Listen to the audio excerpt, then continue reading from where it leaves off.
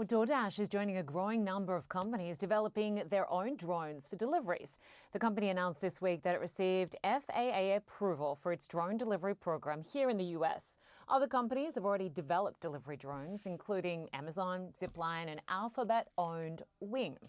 Walmart uses other companies' drones to deliver their goods. It says it's already made more than 1 million drone deliveries. Most of those have come this year, and that number could grow rapidly. Andreas Raptopoulos is the CEO and founder of Matternet, a drone delivery systems developer. He joins us now to discuss how drone deliveries are taking off. Good to have you with us. It's great to be here. Thanks for having me.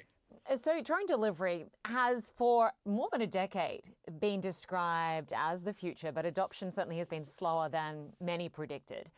What has changed that makes this moment right now different? Is this that finally what we're seeing is the beginning of this low altitude economy? That's exactly right. There's a massive change that's happening right now in the United States on how the lower part of the airspace works. And that change will unlock the low altitude economy. We will see drone delivery scaling very rapidly over the next few years. In my estimate, there's probably 3,000 to 5,000 deliveries done by drone in the US today, every day. I think that number by 2030 is likely to be 3 to 5 million deliveries every day by drone. And that's all due to the regulatory environment that is changing for the lower part of the airspace. It's quite incredible. Healthcare certainly appears to be one area where the real world application is at its peak. I mean, in London, you're using drones to move medical supplies, right, between hospitals and campuses within minutes rather than relying on traditional transport. So what does healthcare prove about drone delivery that other markets have not? Matternet has been operating in healthcare for several years. We started operations in Switzerland in 2017, in the US in 2019. Recently, a few months ago, we launched operations in central London for two of the world's busiest hospital campuses, transporting urgent items. It's very few companies. Matternet has a technology stack that has been proven. We're the only FAA type certified drone delivery platform in the world today. And, you need to show extremely high levels of safety and reliability to be able to fly in central London and, of course, to fly for healthcare.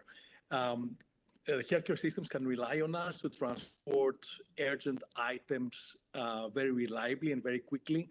A transportation that would typically take 2 to 3 hours can happen with a drone in like 5 to 7 minutes.